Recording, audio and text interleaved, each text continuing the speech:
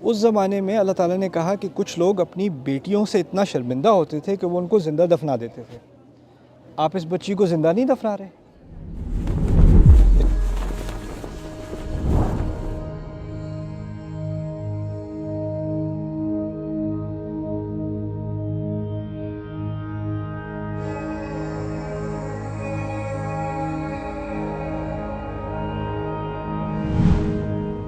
تو انسان کے جو جذبات میں کیے گئے فیصلے ہیں، کیونکہ نہ ہم اللہ کی ذات سے رابطے میں ہیں، مطلب کہ اب ہمیں فیل تو نہیں آتی.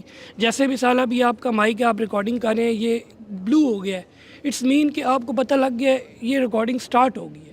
بٹ ہماری زندگی کے اندر ہم کوئی بھی فیصلہ کرتے ہیں، چاہے بزنس میں، چاہے پرسنل لائف میں، چاہے کسی یعنی کہ کوئی باپ بیٹی کا فیصلہ کرتا ہے، بیٹے کا فیصلہ کرتا ہے، اس کو باہر آؤٹ آف کنٹری بھیجتا ہے، کسی وہ کچھ فیصلے ہوتے ہیں جو بعد میں بندہ کہتا ہے یار یہ تو میرے جذبات کے فیصلے تھے.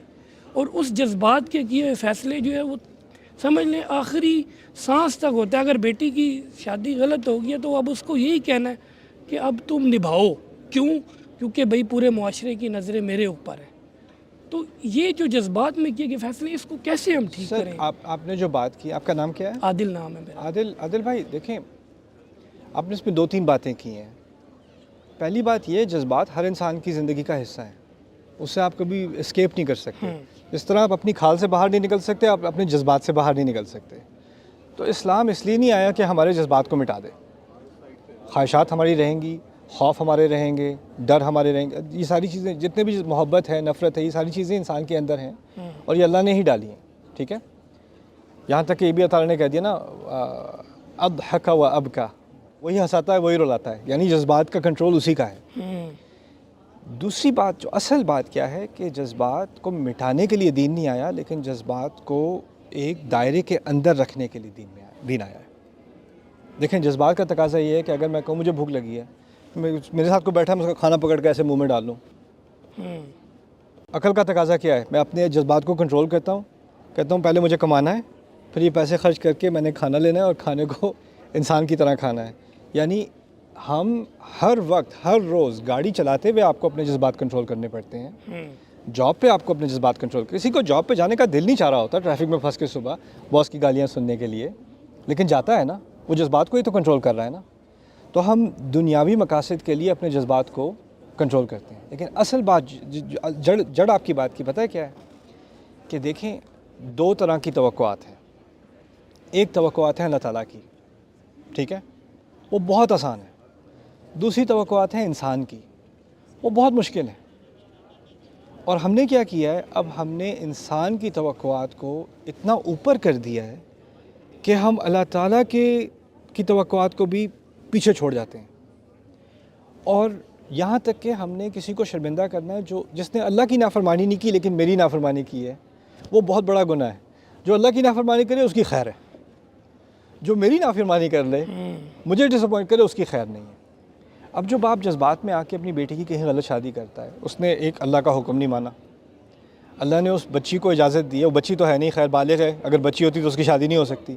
بالغ ہے تو شریعت نے اس کو کیا حق دیا ہے؟ اللہ نے کیا حق دیا ہے؟ اللہ نے خود، کہ اس کا اختیار ہے لڑکی کا نہ کرنے کا یا ہاں کرنے کا. اس کو اللہ تعالیٰ نے اختیار دیا ہے، کیونکہ یہ جو عقد ہے اس کی بنیاد کیا ہے؟ 2 خود مختار لوگ جو اپنی مرضی سے اس رشتے میں داخل ہوں. اگر اس کی اپنی مرضی کا فیصلہ نہیں ہے اور باپ کے پریشر میں واقع کر رہی ہے، تو آپ فقہا سے پوچھ لیں اس کی کیا حیثیت ہے اس کی. اس میں کوئی اختلاف والی بات بھی نہیں ہے. دوسری بات کہ اب ایک برا فیصلہ کر دیا، اب وہ بھگت رہی ہے، اس کو پٹ رہی ہے، اس کی ذلت ہو رہی ہے، کچھ ہو رہا ہے، اور باپ کہہ رہا ہے اب نبھاؤ، کیونکہ ہم کہاں منہ دکھائیں گے. اس کو اس بات کی کوئی فکر نہیں رہی کہ وہ اللہ کو کیا منہ دکھائے گا. اس زمانے میں اللہ تعالیٰ نے کہا کہ کچھ لوگ اپنی بیٹیوں سے اتنا شرمندہ ہوتے تھے کہ وہ ان کو زندہ دفنا دیتے تھے. آپ اس بچی کو زندہ نہیں دفنا رہے. اس کو یہ زندہ دفنانا نہیں ہے، اس کے بارے میں پوچھ گچھ نہیں ہوگی، اس کا حق نہیں مارا. اور کس لیے؟ کہ لوگ کیا کہیں گے. اور یہ جو اس سے بہت بڑا سوال تھا، میرا رب کیا کہے گا، وہ مٹ گیا. اس کے بارے میں کوئی جذبات نہیں ہے. وہ بھی جذبات کا مستحق ہے کہ نہیں؟ وہ جذبات غائب ہیں. اب لوگوں کے جذبات اور یہ باہر بھیجنا یا فلانا فیصلہ کرنا، کسی پر امپوز کرنا، یہ سب ہم کرتے ہیں. ہماری سوسائٹی کا ایک سب سے بڑا مسئلہ پتہ ہے کیا ہے؟ اس کو میں انگلش میں کہتے ہیں رینک، مرتبہ. کتنے فیصلے ہم کرتے ہیں مرتبے کے لیے. تعلیم اس لیے نہیں کہ علم سے محبت ہے، تعلیم اس لیے کہ اس کی ڈگری کے بعد ایک مرتبہ ملے گا. جاب کہاں کرنی ہے؟ اچھا یہ جاب ہے تو لوگوں کو بتاؤں گا میری جاب ہے. کہیں اور ہے تو ورنہ مرتبہ نیچا لگے گا، اس کا ذکر نہ ہی کرو تو بہتر ہے. رشتہ کہاں کرنا ہے؟ اچھا لڑکا ہے، اس سے مجھے کوئی لین دین نہیں ہے. فیملی کا مرتبہ کیا ہے؟ یعنی ہمارا ایک طرح سے خدا بن گیا ہے مرتبہ، خدا بن گیا ہے. اور اس کی عبادت میں اگر اللہ تعالیٰ کی بات کی نفی بھی ہونا، ہم آسانی سے کرنے کو تیار ہیں، آسانی سے. تو یہ بات میرے نزدیک جذبات کی نہیں ہے.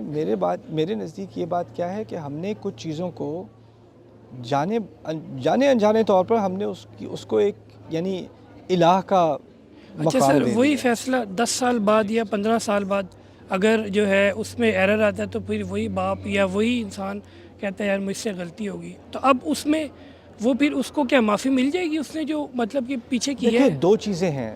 ایک ہے میرا اور کسی سے مسئلہ. اس نے معافی مانگی، میرے لیے وہ معافی کافی نہیں ہے. 15 سال میرے اجاڑ دیا، بڑے آرام سے آپ نے معافی مانگ لیجی، ٹھیک ہے. میرا دل نہیں مان رہا، وہ میرا اس کا مسئلہ ہے. دوسرا مسئلہ ہے اس کا اور اس کے رب کا. اب مجھے تکلیف کیا ہوتی ہے کہ اللہ کے پاس جائے گا، اللہ تو اس کو معاف کر دے گا. اس کو تو کھلی چھٹی میں، میرے ساتھ بھی یہ کیا اور وہاں بھی کھلی چھٹی. یہ کیا انفیئر ڈیل، رائٹ؟ شرمندگی کی وجہ سے جی ہاں. شرمندگی ہوگی، تو غلطی ہوگی. ہمیں چاہیے انصاف. تو اس میں پہلی بات سمجھنے کی یہ کہ اللہ تعالیٰ کسی کے ساتھ نا انصافی نہیں کرے گا. اور دوسری بات یہ کہ اس کی سزا جو تسلی آپ سمجھ رہے ہو نا کہ اس کے ساتھ انصاف ہو یا اس کی پوچھ گچھ ہو، پھر مجھے تسلی ملے گی.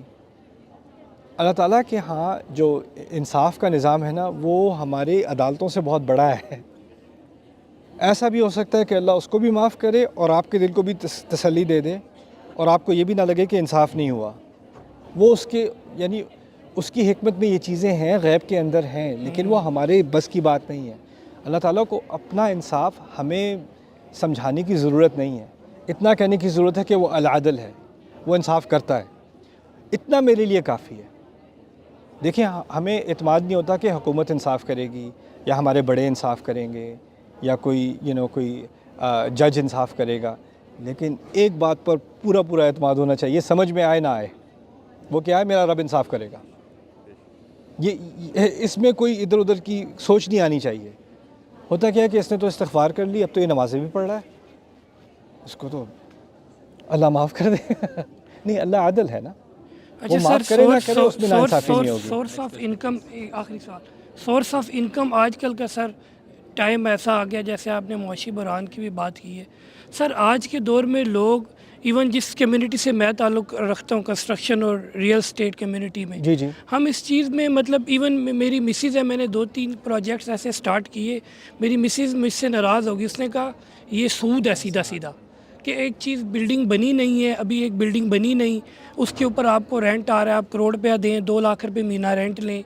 سر یہ کیا یہ وہی چیزیں ہیں کہ ایک وقت آئے گا کہ لوگ حرام حلال کا فرق بھول جائیں گے، یا کوئی اور بات ہے؟ سر آنسر دے دیں سر. فتویٰ تو میں آپ کو دوں گا نہیں سر، وہ مجھے الرجی ہے فتویٰ سے. اور یہ سوال فقہا کے لیے، وہ میری کوالیفیکیشن سے آگے ہیں، کلاس کا چلیں ٹائم سر، بھی ہو گیا. Thank you. چلیں جی، بات شروع کرتے ہیں.